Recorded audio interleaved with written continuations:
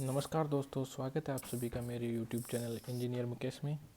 हमने पिछले 3 वीडियो में राजस्थान के टॉपिक जनगणना, बेरोजगारी एवं दरिद्रता और सूखा एवं अकाल के बारे में चर्चा की। अब हमारा अगला टॉपिक है मरुस्थलीकरण। तो मरुस्थलीकरण के बारे में हम देखते हैं, इन सभी टॉपिक से एक एक क्वेश्चन आने की पूर्णतः संभावना है। तो हम अगला टॉपिक देखते हैं, मरुस्थलीकरण। तो मरुस्थलीकरण की परिभाषा, इसमें मेन ये कि वह प्रक्रिया जिससे मृदा की उर्वरा शक्ति का ह्रास होकर उपजाऊ मृदा का अनुपजाऊ मृदा में परिवर्तित होना मरुस्थलीकरण कहलाता है। कि उसकी उर्वरता शक्ति यानी कि उसकी उपजाऊपन है वो समाप्त हो जाना किसी मृदा का, वो मरुस्थलीकरण कहलाता है। तो इसमें मेनली शब्दावली आती हैं। तो इसमें पहली है रेगिस्तान का मार्च।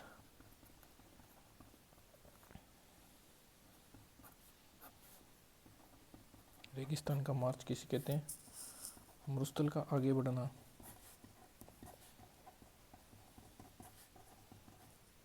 रेगिस्तान का मार्च कहलाता है।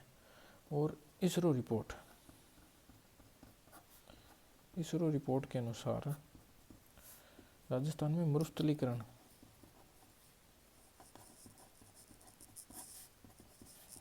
राजस्थान में 67% है और मरुस्थल का विस्तार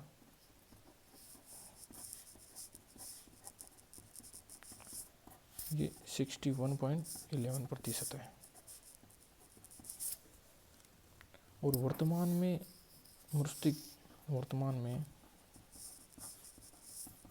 मरुस्थलीकरण से प्रभावित क्षेत्र,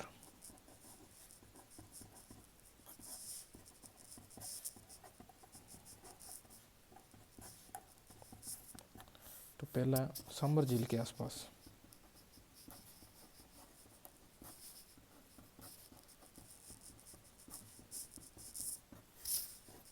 जयपुर, अजमेर और नागौर, ये वर्तमान में मरुस्थलीकरण से प्रभावित है।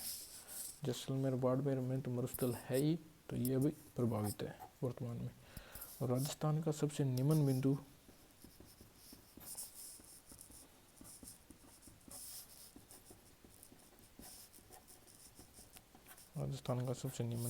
सांबर झील है। खारे पानी की झील है ये, राजस्थान की सबसे बड़ी खारे पानी की झील सांबर झील। अब हम जानते हैं मरुस्थलीकरण के कारण।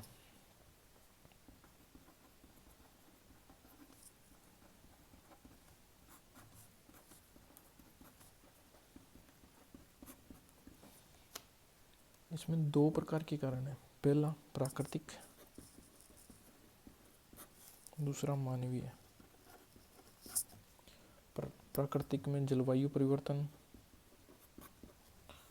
तापमान में वृद्धि, मृदा अपरदन, अनावृष्टि, अतिवृष्टि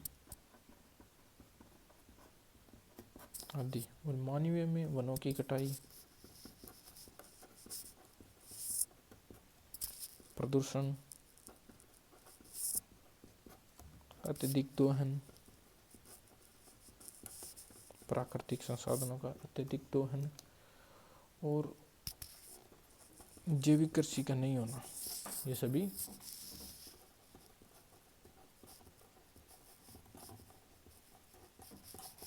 सभी मानवीय कारण है। और इसके प्रभाव का परिभाषा जान ली, कारण जान लिए, और अब आते हैं प्रभाव पर।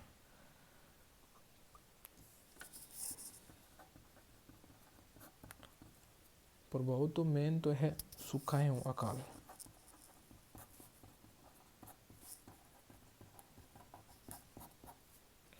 और आवास की कमी,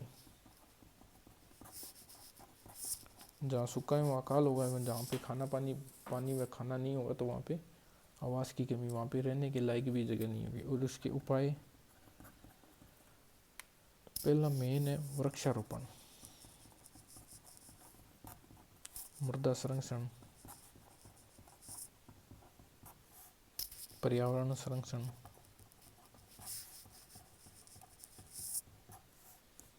कृषि तकनीकी का विकास,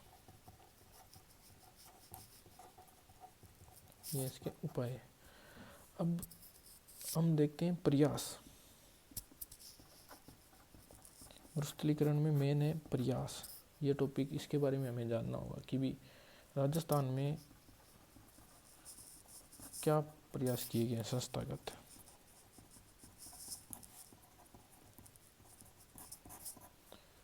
पहली आती है काजरी, यानी कि CAZRI। इसकी फुल फॉर्म होगी सेंट्रल एरिड जोन रिसर्च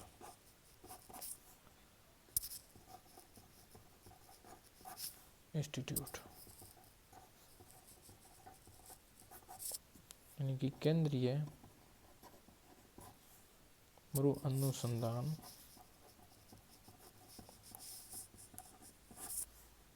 संस्थान काजरी। इसकी स्थापना 1952 और 1959 में नामकरण।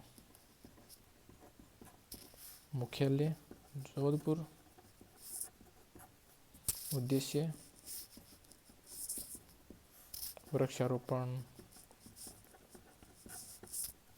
मरु विकास आदि। पहली संस्था आ गई काजरी, यानी कि संस्थागत प्रयास में पहली काजरी। दूसरी आती है आफरी।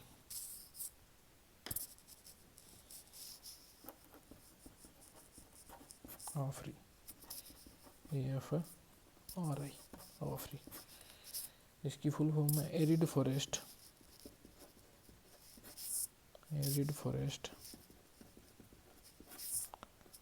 रिसर्च इंस्टीट्यूट,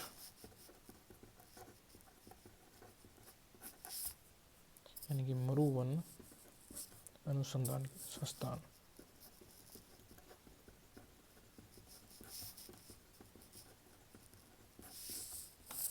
और इसकी स्थापना 1986।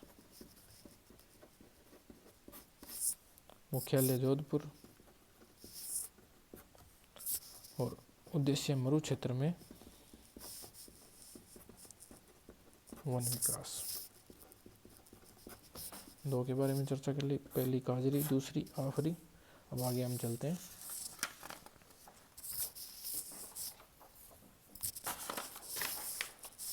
वो संस्थागत प्रयास हो गए दो। अब हम जानते हैं नीतिगत प्रयास। हो गए संस्थागत, अब हो गए नीतिगत।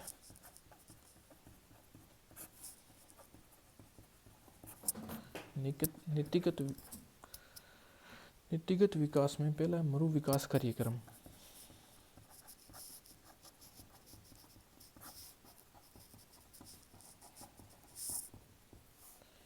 ये 1977-78 में केंद्र सरकार और राज्य सरकार, यानी कि केंद्र सरकार का 75% और राज्य का 25%, राजस्थान के 16 जिलों में संचालित है। दूसरी है समेकित बंजर भूमि विकास कार्यक्रम।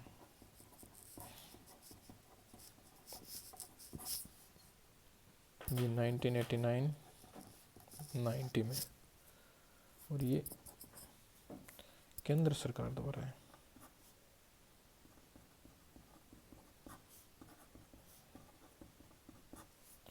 और राजस्थान के 10 मरुस्थलीय जिलों में।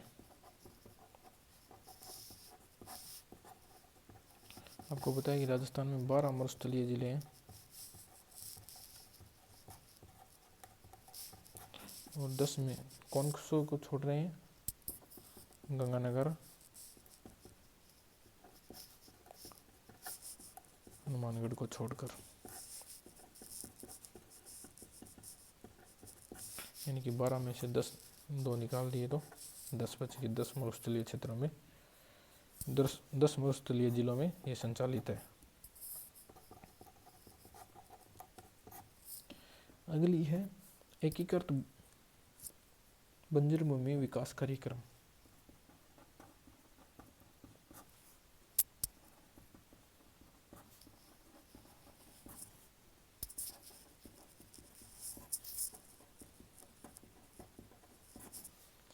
ये शुरू हुई थी 1 अप्रैल 1995। ये राज्य सरकार द्वारा है।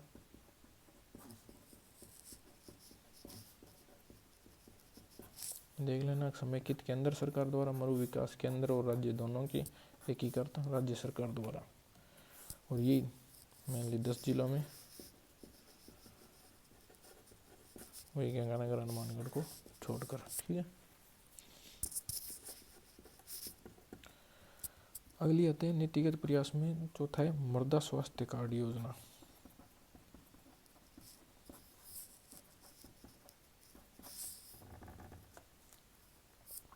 मृदा स्वास्थ्य कार्ड योजना यह तो 19 फरवरी 2015 से शुरू। कहाँ से? ये केंद्र सरकार द्वारा है, द्वारा प्रायोजित।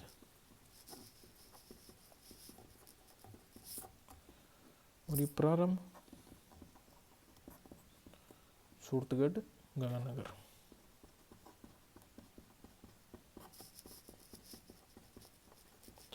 मृदा की आवश्यक तत्वों की जांच करना। अगला है 5वां प्रयास है मुख्यमंत्री जल स्वावलंबन अभियान। जल स्वावलंबन अभियान ये शुरू होता है 27 जनवरी 2016 से। 27 जनवरी 2016 से। कहाँ से? गर्दनखेड़ी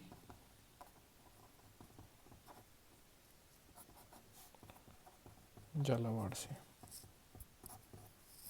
गर्दनखेड़ी झालावाड़ से 27 जनवरी 2016 को शुरू होता है। और इसका उद्देश्य क्या है?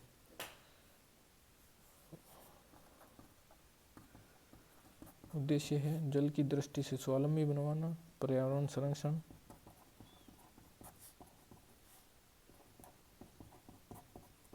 एक और है इसमें 4 वाटर कॉन्सेप्ट।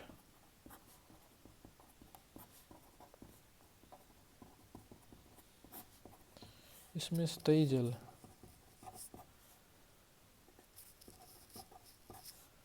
वर्षा जल, भूमिगत जल और नम भूमि की संरक्षण।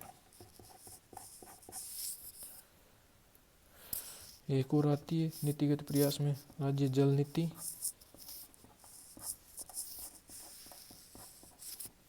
नाइनटीन 99 में।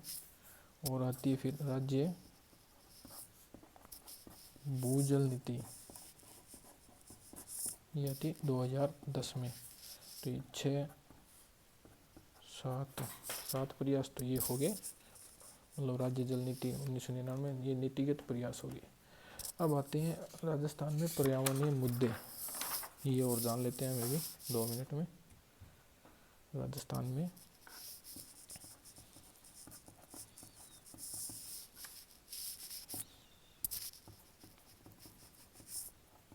पर्यावरणीय मुद्दे। पहला है मृदा अपरदन।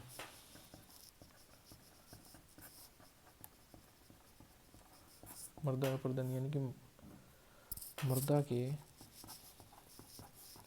उपजाऊपन में कमी।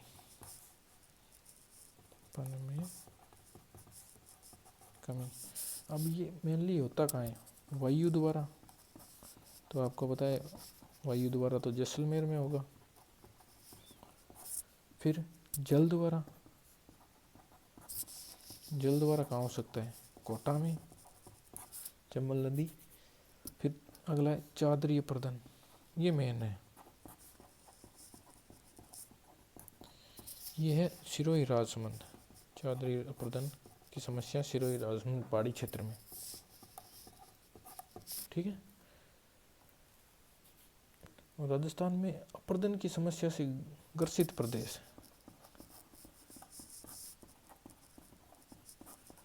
ये है गंगानगर। सिंचाई की व्यवस्था खूब है, फिर भी अपर्दन की समस्या से ग्रसित प्रदेश है।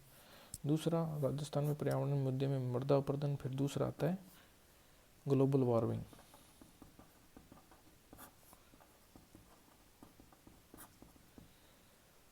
ये पश्चिमी राजस्थान प्रभावित है इससे, ग्लोबल वार्मिंग से। फिर आता है ओजोन छिद्र।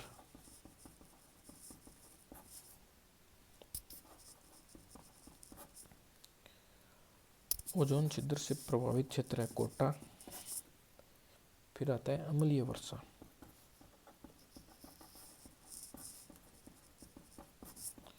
अम्लीय वर्षा से सर्वाधिक प्रभावित क्षेत्र है पूर्वी राजस्थान, यानी कि एनसीआर क्षेत्र।